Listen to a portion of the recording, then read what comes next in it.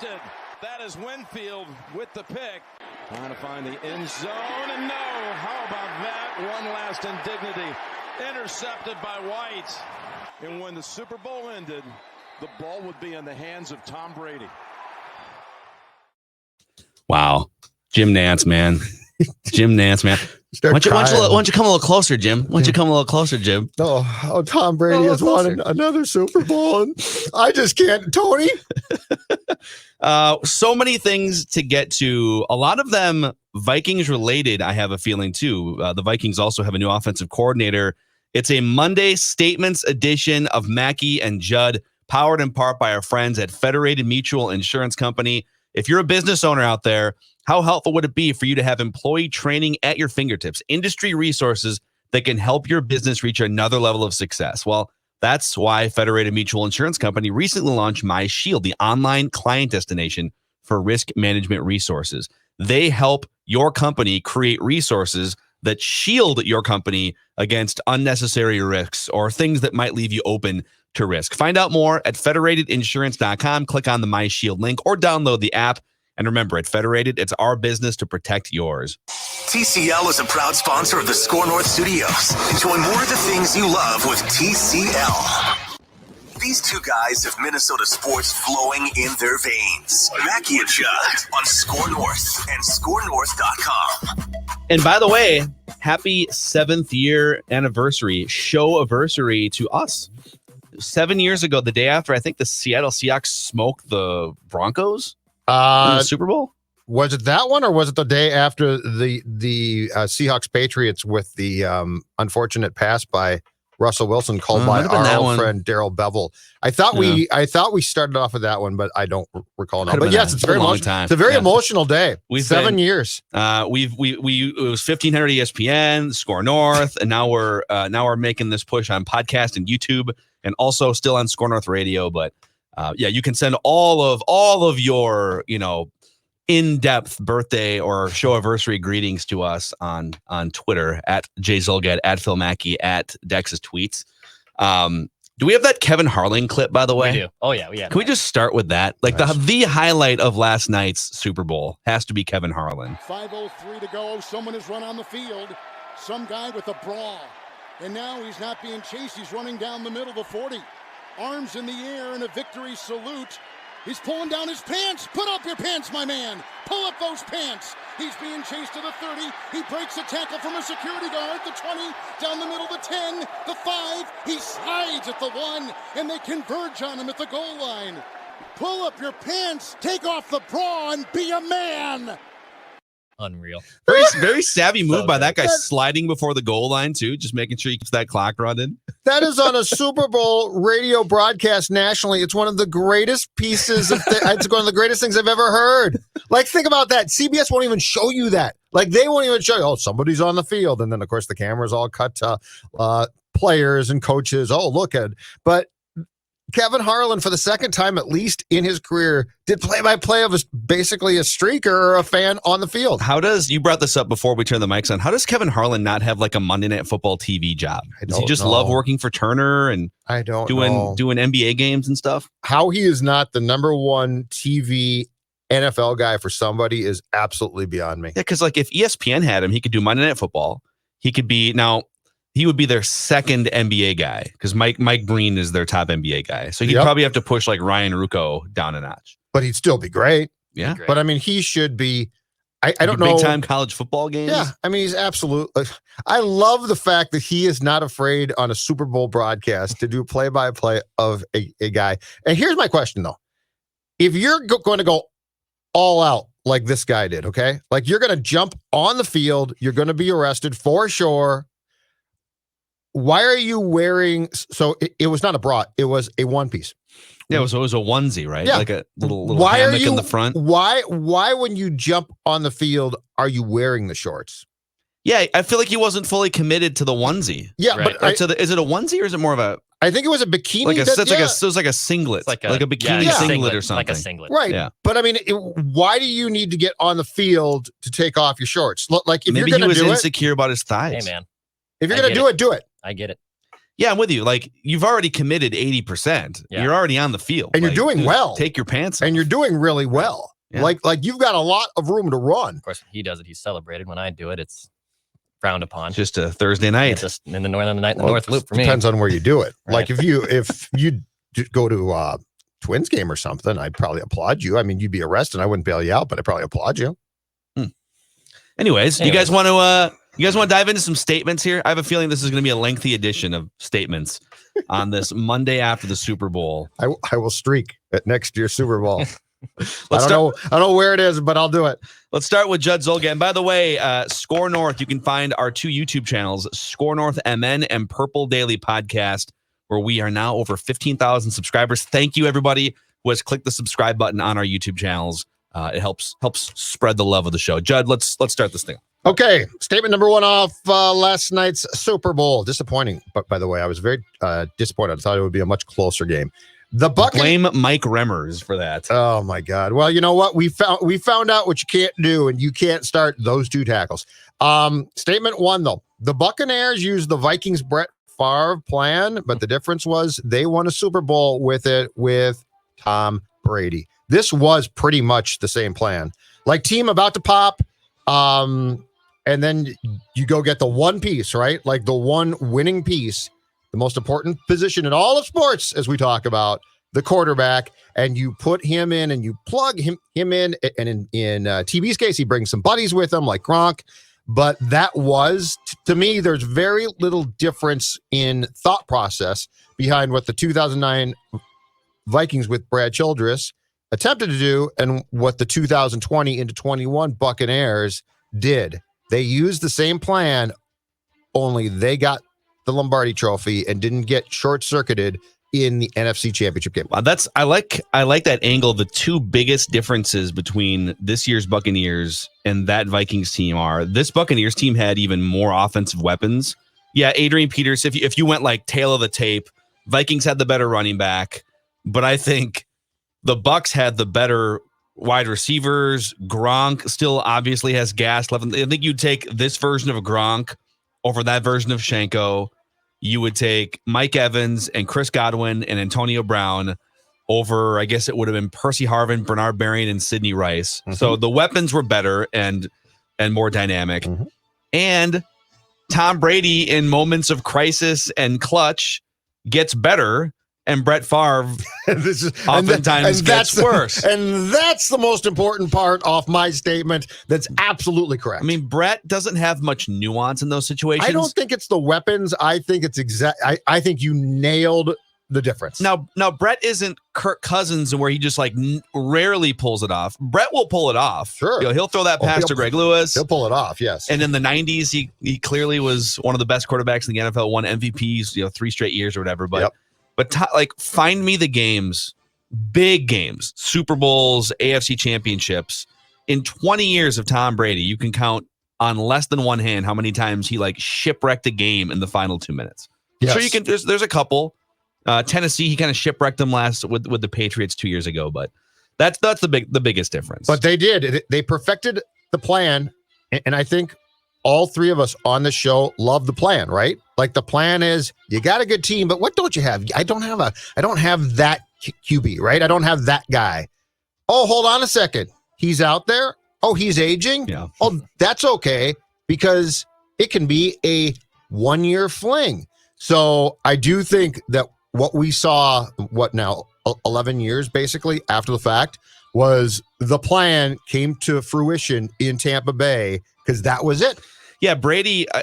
It's hard to compare Brady to any other living human being that carries a football because he's just so far and beyond the greatest quarterback of all time.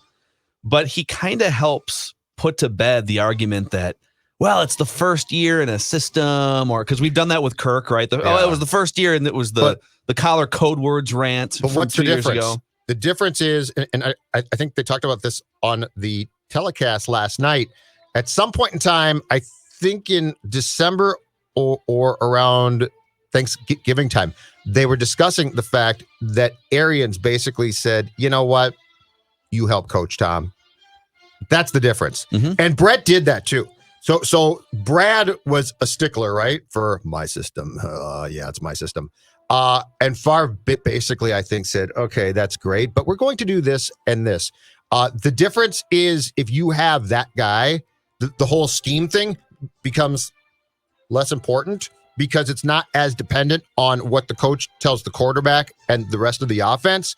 It's now dependent on, I'm the quarterback. We're probably going to do what I say. And I think that because you're comfortable with that, it changes the dynamic. Yeah, and I put Mahomes in this next category too, but there's a certain number of quarterbacks, Favre throughout his entire career, but 2009 specifically, Tom Brady, Mahomes when he's not behind, 4 backups or whatever it was along the offensive line.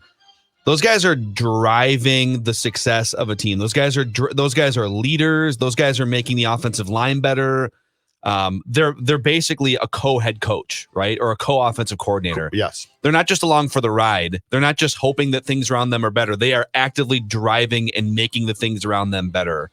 And the difference then between Favre and Brady is like Favre can help build that house and stay late and show guys how to watch film and drive it. And then he can just like tear it all down. Yep. With a pass across his dropped body. a match and some gasoline. All right. My first statement today is if the Vikings want to win a Super Bowl, they need 2 specific things offensively.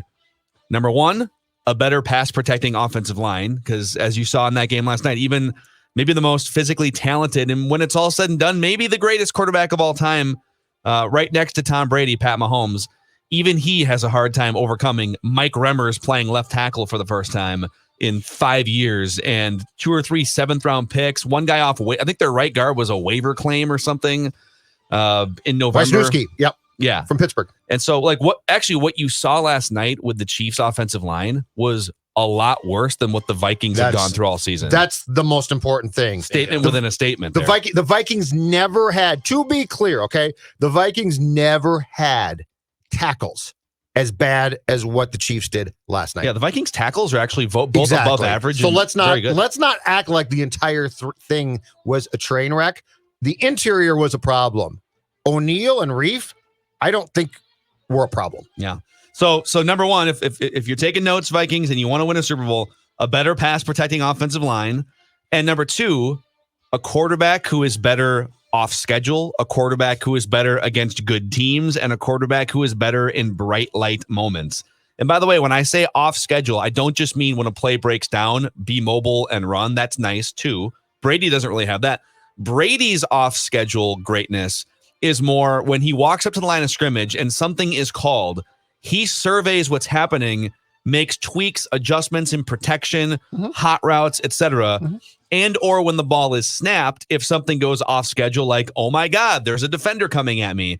His 43-year-old body is able to take the perfect step up, left, right, and still throw that ball down the field. It's little things, whether it's using your mobility, if you're Pat Mahomes, who, by the way, my God, some of the throws he made running for his life last night. He's perpendicular to the ground at one point and throws a dart. How does a human arm do that? That one, and then when he rolled out to the left of the end zone and just threw it up. I mean, my God, I don't understand how that's what I don't get with Vikings fans. Like, that is not the same thing. Those both should have been touchdowns. Dude. Yes. Dude, that one ball to the the running back in the end zone. There's a screenshot of it. His arms are out and the ball is hitting him in the face mask. It's like, what? But I don't know how do you throw a laser when you are at a 90-degree angle to the ground? Pat Mahomes, man. Like, you don't just not have your feet are above your butt, basically. Yeah. I had a bunch of people, I think, just to expand on this point, I think a lot of people have heard the Kirk Cousins criticism from me and from Mackey and Judd from Purple Daily and said, well, because the Chiefs' offensive line was terrible and they only scored 9, and Pat Mahomes was more pedestrian statistically last night, it proves the point that nothing matters if your offensive line isn't good. And I think people are boiling it down to this either or. It's either the offensive line or it's the quarterback. And the reality is it's both, and there are varying degrees. 2 things can be true. The first thing that's true is offensive lines absolutely are very important, if not crucial, to the success of an offense. And the Chiefs' offensive line was a mess last night. Sure. But the second thing that is true is some quarterbacks, Pat Mahomes more than others, the mobile guys or the improvisational guys or the guys like Brady that are just elite pocket passers, greatest of all time, that those guys are better at overcoming deficiencies than Kirk Cousins is. If you watched that game last night and you thought, well, that proves it. That proves it. If you just gave Kirk a great offensive line, then he would be Pat Mahomes. Then you are completely out to lunch. I'm sorry. But off of that point, here's what I don't get. And I think this is the difference about how I watch games and how some folks watch games, okay? So I didn't look at that as justification. Well, if Mike Remmer starts at left tackle, anyone's in trouble, which, by the way, is true. We found that out through the course of 4 quarters. Here's where what I saw that if I'm a Vikings fan, I'm like, oh boy, it's how Brady played. Because then ask yourself this, and I think Phil Mackey did. If you were to make the Tampa Bay QB, if I went to Tampa yesterday, waved a magic wand, and Kirk Cousins started that game for the BUCS at quarterback with a complete knowledge of the system, okay? So like he's got everything going for him, same players, same personnel. As I watched that game, I thought to myself, at 43, this guy is doing things that Cousins pretty much, at least mentally, can't do. So that's how I didn't see the game through the lens of the Chiefs QB. I saw the game through the lens of the BUCS QB, yeah. and that's why this goes back to a long time discussion throughout the course of our 7 years that still holds true. This is why, unless you have a damn near great one, you almost are smarter to leave the door of opportunity open to get a great one on a short-term contract. Yeah. Because I did not see the BUCS and Brady and think, yeah, you know what? I like this. Cousins, same QB, same team. He would not have been in the Super Bowl. Yeah, I think you can make a case that if it was just that one game, the way that the Buccaneers defense played against that ravaged offensive line, that a lot of quarterbacks would have been able to just navigate the ship in that game because you only had to score 10 points to win. But if you're talking about over the course of a full season, the difference between Tom Brady and let's say the difference between Tom Brady and the bin of quarterbacks like Kirk Cousins, right? So Matt Ryan, Matt Stafford, Kirk Cousins, the non-mobile pocket passer guys. People continually underestimate the behind-the-scenes value that Brady brings. Like the leadership, the confidence, the bleep you mentality, the assuredness, all of those things, and the football things that he brings, just accuracy and knowing how to move and strafe in the pocket. And people, I mean, he's 43, so it's unprecedented territory age-wise, and so I get why people question it. But man, like there is you can't just say, well, he's an immobile statue quarterback, and so therefore all immobile statue quarterback. No. He is a cyborg and one of the greatest leaders in the history of sports. I also think that the Chiefs' defensive game plan against Kirk works way more. And if I'm correct about this, I think the BUCS' first 2 possessions weren't great. In Kirk's world, that in a big game, that throws Kirk off. Mm-hmm. So like Brady does not care. He's just like, okay, bleep it. And I think part of the thing with Kirk is, and we have seen this, I don't think he has the bleep Eugene. Like, I don't think he's got the, you know what, whatever. No, I might be wrong, but I've watched 3 years. And you tell me, when's the last time that the Vikings played a really good team? And you said, you know what? Kirk's going to be fine. In fact, I'll take you back. The first drive last year in KC, you're playing the Chiefs and Matt Moore, right? Like, this is a difficult game that all of a sudden the football gods have given you a gift. If I'm not mistaken, the first drive, he threw a bad pass to Thielen. He got thrown off, and they lost the game. Yeah. So I told you guys this before the show, so my plan last night was, all right, I haven't gotten that much sleep the last couple weeks. I keep going to bed too late. I think one night last week, the end of the last season of Friends, there was a marathon on Nickelodeon until midnight. I just sometimes I just stay up watching TV or whatever. Told you. It's a great show. All right. And last night, my plan was, all right, we're on a break. The game is over. It's 9:45. Yep. I'm going to bed. I'm going to crash. I'm getting 9 hours of sleep. It's going to be amazing. Getting older. Attaboy. Yep. Good for you. You're aging. And so I lay in bed. I'm all cozied up.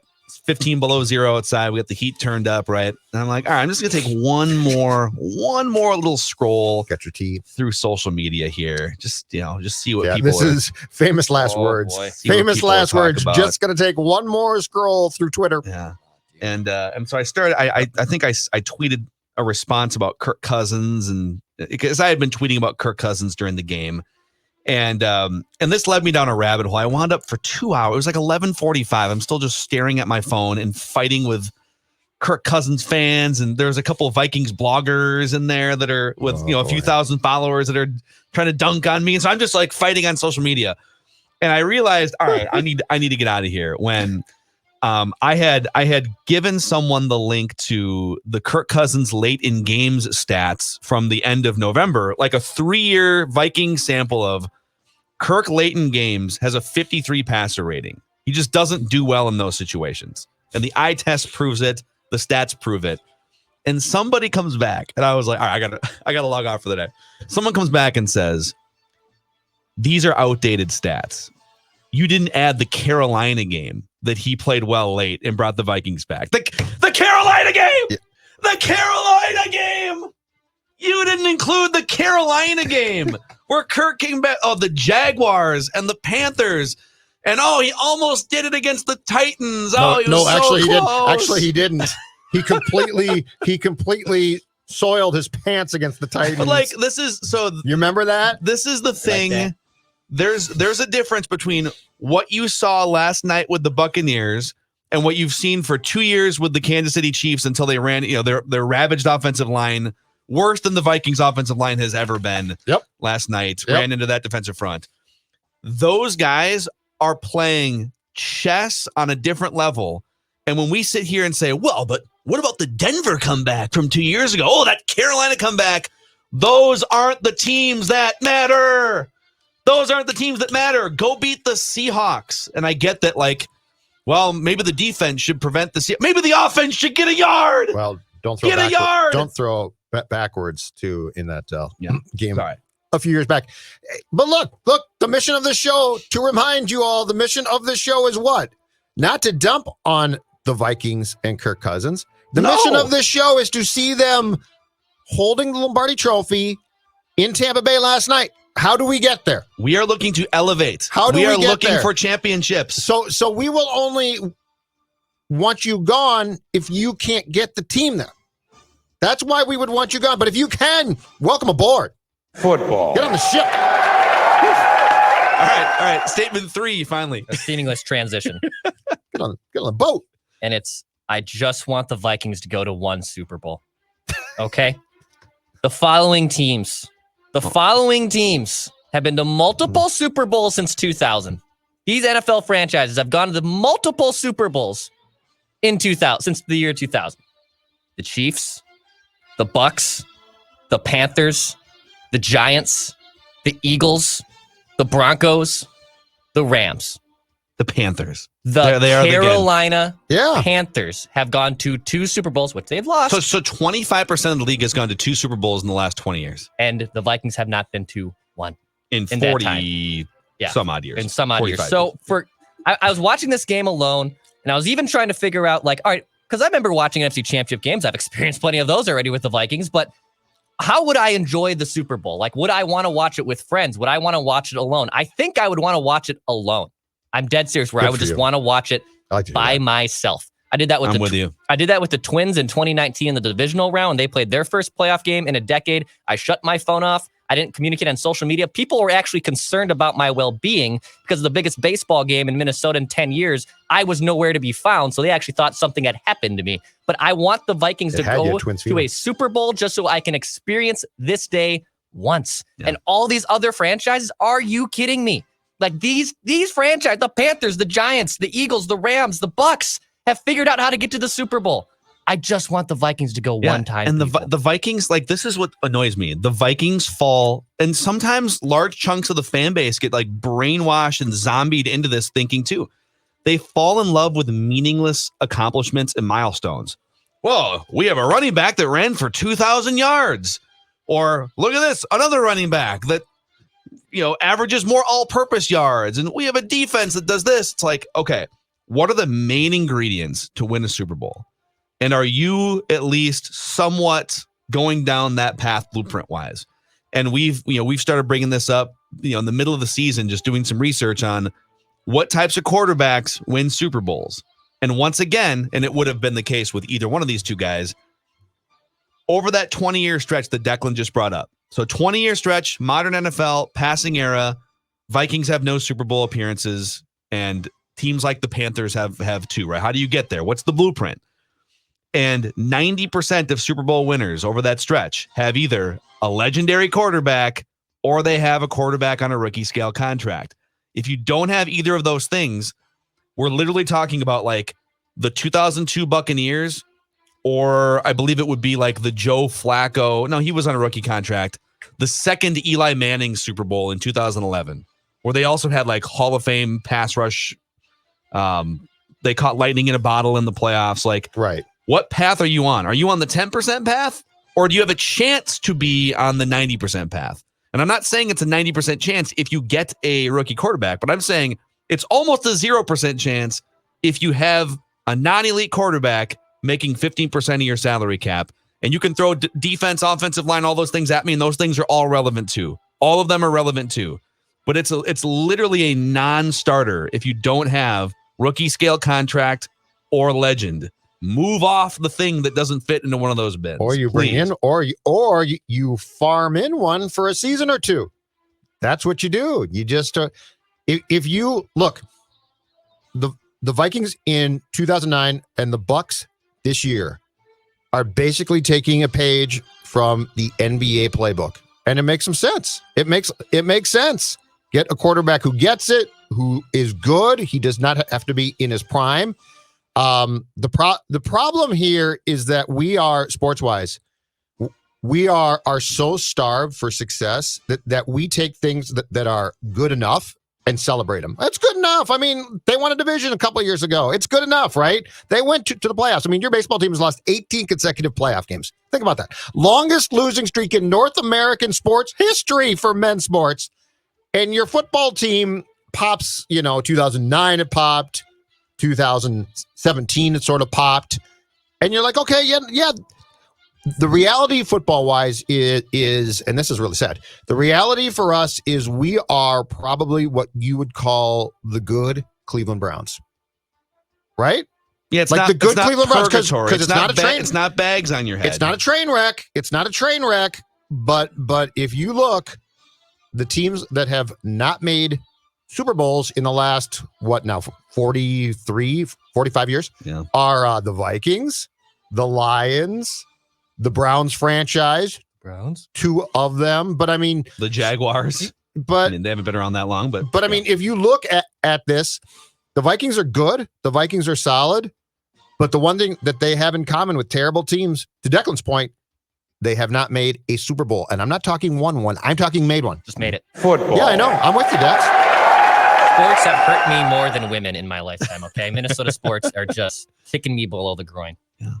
I feel like Minnesota sports got kicked in the groin last night despite not even playing, too. Because it was like Antoine Winfield out there celebrating a championship. And actually, my next statement dovetails perfectly into what you just said, Phil Mackey. The Buccaneers Super Bowl victory will embolden Mike Zimmer to stick to his philosophy of how to win football games, even if he doesn't have the defense yet or the correct QB. Because the recipe that the Bucs used, you'd think Zim didn't watch that game and thought, I could have shut down the Chiefs too, right? I could have shut them down too. And I like to run the ball. I like to use what? Play action. I like to have a good defense. Like the ingredients. He doesn't have the ingredients in his house yet. But what Zim saw is very much the blueprint for how he sees things. And so what the Buccaneers did is going to make privately say, and probably go into Rick's office today and say this. This is what we're trying to do. This actually works. And they might actually, with Pierce and Hunter coming back next year, the defensive line might get back to a similar level of, all right, they can get after quarterbacks without having to send blitzers. Yeah, who's your right end? That's my question, I guess. But yeah. But there's a good chance the defense jumps back into the top half and maybe even into the top 10 in terms of points allowed, etc. But the Buccaneers had a lot of those same ingredients before Tom Brady got there. The Buccaneers, had a really ferocious defense the year before. Yes. And they went, I think, 7-9, missed the playoffs, 8-8, something like that. Their QB threw what? 32 picks or something ridiculous. Mm-hmm. So it's such a hard blueprint to take to a Super Bowl championship unless you have the GOAT quarterback or unless you have a generationally great overall defense like we've seen at times with the Ravens, etc. Yeah. So, but I think Mike is now going to watch that game and say, well, that's it. That's what we're doing. And he's right as far as ideas. Personnel-wise, they are not that close. Football. By the way, speaking of Antoine Winfield from a couple minutes ago, here's my next statement. Let athletes taunt each other. What's not to mention, okay, why is it a 15-yard penalty on Antoine Winfield Jr. for the callback taunt? He gives the deuces, the peace sign to Tyreek Hill. Yep. But when Tyreek Hill does it to him 2 months ago or whatever it was, and gives him the deuces as he walks into the end zone, he doesn't get flagged on that, right? Correct. And I don't want him to. I don't think anyone should get flagged for backflipped, celebrating right? and having fun. He did the deuces and then he backflipped. Actually, I think he did the deuces on one of them and then a backflip on another one. Yeah, still pretty good. But like Antoine Winfield pays it back, gives him the deuces on national TV. I just think, like, is anyone clamor besides the team that is looking for a flag? Is anyone sitting at home clamoring for a flag to be thrown there? Just let these guys have some a fun. certain demographic of people would be all over them throwing a who flag. cares about them? It's me, and I don't care about me. Crusty sports fans. 51-year-old me, throw a flag on Winfield. The same people who crapped on a halftime show because they've never heard. We'll get to that too. We'll get to that. Yep. I want Judd's takes on that can't halftime wait. show. On the weekend, We'll save it. We'll get there. No. I was going to say that flag was one of few that I was curious about last night. I didn't think the Carl Sheffers officiating crew had a great night. Although the second half they were like fine. The first half they were flag happy. There was some ticky-tack stuff on Kansas City in the first half, but also like there the one that I think Tyrann Mathieu was the most apoplectic about was the illegal. It was called pass interference on Mike Evans in the end zone, and the ball looked like it was sailing pretty high. But dude, you can't just like put your hands on a guy 3 yards into the end zone in that situation. That's a penalty. The problem is you can't play the entire Packers Bucks game with almost no flags and then go crazy last night. Yeah, it was like weird. You've got to be consistent. You have to be, and it's fine if it's one or if it's flags or no. If that's across the board, that's fine. But that Packers game was ridiculous. I think they threw like 3 flags, which seemed odd too. But like, the Chiefs had 8 flags thrown against them in the first half. Was there any, because a lot of people I think are crying conspiracy theory that no, it's just the league loves Tom Brady. Is there any real incentive for the league to have said, all right, officials, we got to make sure Tom gets his 7th tonight? I mean, wouldn't it be in the league's interest to make sure Pat Mahomes is the next 15-year superstar that chases Tom Brady's records? I don't think that the league would actually say that. I do think it looked bad. Yes. Like it just looks bad. But again, sit the crew down and say, okay, the Packers and Bucks game established something here. Like you can't now just go back to, he might have the one that got me was the PI that they called. It wasn't in the end zone. It was down the field. And it looked like the receiver, I think he tripped on his own feet to a certain point. And he was sort of grabbed, but I mean, come on. And they threw a flag and you're like, really? I thought that was Evans. Late second quarter. It was Evans and it was Mike Evans. And and whoever the defender was hit him in the back of the foot. I mean, I don't know. I think a lot of people were football. Playing too much. All right, back to Declan here. Yeah. All right. So I know a lot of Vikings fans and a lot of people are saying, well, you just fix the offensive line because watching Patrick Mahomes run around for his life is just like being a Vikings fan. No. Watching Patrick Mahomes run for his life is not the same as being a Vikings fan. I know what you're trying to say. Last night was Patrick Mahomes' worst passer rating of his career in a game started. That was the worst game of his career. And in fact, if we're just looking at passer rating, he performed pretty poorly in last year's Super Bowl when it comes to pass rating, but he did dagger the team when it mattered the most in the fourth quarter.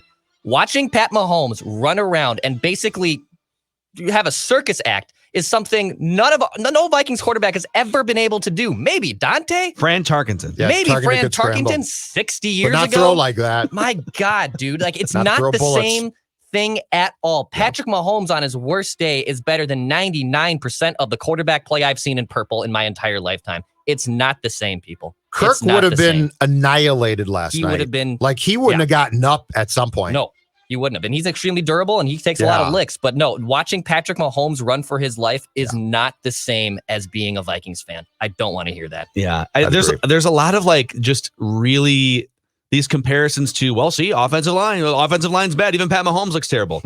What you saw last night was 2 tackles that didn't belong playing their positions. Like Against 2 really good guys that could rush. Mhm. JPP is really good too. And no one is arguing that the offensive line doesn't need to be fixed. But I think there's a lot of people arguing if the offensive line, you get a left guard in here and then you get Danielle Hunter back, and the Vikings are going to be the team that goes from 7 wins to a Super Bowl. Yep. And that's the fool's gold that we are trying to examine. And we will continue to all off season on Purple Daily, 5 days a week, Apple, Spotify, SKORNorth.com, and YouTube. Back to Judd. Because we are fixing the Vikings, boys. We are fixing them. So off my officiating point, if indeed refs are going to call defensive penalties like they did on the Chiefs in the first half last night, I suggest that Zim finds himself a new line of work today, because that's the blueprint for how he likes his corners to play, which, by the way, I'm fine with. Like, you grab guys at some point, right? You try and spin them a bit. And there have been times throughout the course of the 2020 season where they didn't call that. And that's fantastic. That's fine. But the first half, when they called 8 penalties, the majority of which were on the KC defense, if that's going to now be the league coming back and saying, you know what, we need to call more. Good luck, Zim, because Gladney and Dantzler and that crew are still young and they're still trying to learn. And I think being handsy and slowing guys down will probably be a pretty important part of the mission for 2021. And if we are going to see flags left and right, Zim, there's a lot of good jobs. Maitre D at Murray's, perhaps. Something like that, because he will absolutely go crazy if this is the new norm. Football. One more from me here, because we did have some breaking news this morning. Clint Kubiak is officially the Vikings offensive coordinator, 33 years old, and he'll take over for his father, who I'm sure is going to be involved in some capacity, if nothing else, just as a dad who also had that job last year and kind of the year before. And my statement off of that news is the Vikings very clearly now want to run it back with very similar pieces and philosophies as the last couple of years. And I think running it back is likely to get them to 9, 10, 11 wins. Maybe even if the Packers take a step back or something, the chemistry is weird with Aaron Rodgers, you might have a chance to win a division. You might. I just don't think this offensive philosophy is going to get you to where you really want to go. And you're going to be in a very similar spot, maybe even with more openings, depending on what happens with Mike Zimmer and Rick Spielman 1 year from today. I think this kind of signifies, all right, we're kind of cool. We're kind of cool with where we're going here. And we just think if we run it back one more time and get some pieces back and get a left guard in here, that we can do what we really want to do, which is win a Super Bowl. And I don't know. I like to talk about this. I got questions. Question 1. Do you think realistically that Dalvin Cook is going to be as good in 2021 as he was in 20? Just from a physical health ability to bring it standpoint. If I would worry about durability like always. I just feel like his workload was so aggressive. Maybe him missing a couple games toward the end of the season. He missed 1 or 2, I guess. I think it was 2. But maybe that's a blessing. I just feel like he's the type of guy that, like we saw it with Christian McCaffrey, when you carry that many times per game, it almost always comes back to bite you the next year. And I would have my radar up for that if I'm the Vikes. Question 2, if that does take place and he is still good but not great, do you think that they have the ability or the desire to pivot to a plan that would still make play action important and Cook important, but more so would turn towards Jefferson and the passing game? I think Alex Madison would pretty much just slot in as Dalvin Cook. And I think he would then be the one that gets the ball 25 times a game. Okay, but that's my question. Yeah. Because I think if you morph this, if you kept the same scheme in place, but sort of flipped things a bit and like went more towards the passing game and the tight ends, and in particular Jefferson, I think you got a chance. But if you're going to come back with the exact same plan of we have to run the ball, we have to control the ball, and the preference of the head coach is that Dalvin Cook carries 25 times and touches 32 times per game, I don't see how it necessarily works. I mean, if you want to win big, if you want to win Super Bowls, throwing the ball has to be the driver of your offense. Time and time again, we see that play out in the analytics, in the statistics. And the Vikings kind of do it the other way, which is, okay, we're going to start from a place of running. Yeah. And then we're going to take the training wheels off if we start to feel good about ourselves. But the minute that we get a little over our skis and Kirk throws a couple interceptions, boom, he's only going to throw the ball 15 times next game. That's how this works. Like, okay, Kirk throws the ball 40 times, 45, or throws a couple interceptions. The next game, it's like handoff 40 times and put the training wheels back on. Yep. And at some point, you're either going to have to trust the bike without the training wheels or find a system and a quarterback that you do trust without training wheels if you want to do what Super Bowl winning teams do offensively. Yes, and I think the most important thing, too, is this. Zimmer's idea of how to work a game actually might work and win you a Super Bowl in the Super Bowl. But I think where people get a little bit confused is this one. You can't get there with that plan only. So like if you get to that game and Zim's like, we're going to do my game plan, I actually think if your defense plays well enough in said game that you can win that game. Yeah. But what people don't get is what's going to get you, the 12 wins, 13 wins. The home game. Then through the exactly, is what you just talked about, Phil. That's the difference. So the Zimmer template, I think, can win you that one game, but I don't think it can get you to that game. If that makes sense. This is like, you and I have disagreed on a lot of things over 7 years. I almost wish that we disagreed more on this because we're both just beating the same drum, and it's like we've banded together to argue against the people that disagree with us. I don't think it's that difficult. Like, I don't think philosophy of scheme of football is like we watch games every week essentially, and what we're talking about is beat home continually. Like, we see it continually. Yeah. Look, if I would think that you're a fool if we were to have this discussion in 1992. I'd be like, what are you talking about? Defense on the run, baby. Big shoulder pads. Fullbacks. Neck rolls. Neck rolls, yeah. Football. But unfortunately, I mean, it's changed. I can't help it. Yeah. All right. Last statement here. Statement, Dex. Transitions perfectly. And it's, who do you want to be, Clint Kubiak? So Clint Kubiak is now the offensive coordinator. He's 33 years old, young guy, kind of that new mold of a young offensive OC that maybe could get a job one day as the next guru in the NFL. His dad, Gary Kubiak, is one of the more respected and successful NFL coaches of the last 25 years. He has turned people like Matt Schaub into Pro Bowlers. He has turned UDFA running backs into bell cows. I mean, his dad has a great legacy. Won a Super Bowl at Denver. Good stuff. And I think a lot of people, and most people do have good relationships with their father. They should aspire and achieve to be their dad. But I want to know who Clint Kubiak wants to be.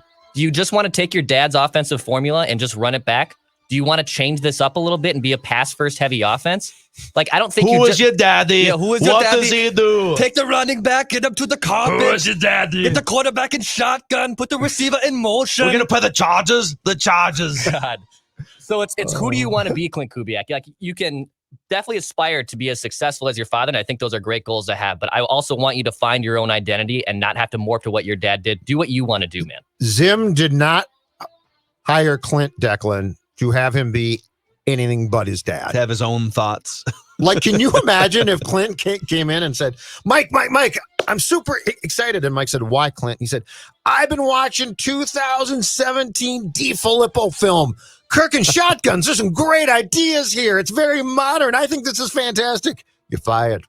Well, You're fired. You're fired. You're fired. And and Gary Kubiak, over the 30 years that he has been a great coordinator in the 90s and then a head coach, like over his career, he's been a great and oftentimes innovative offensive mind. I think what the Vikings are trying to do is very antiquated, and it could use.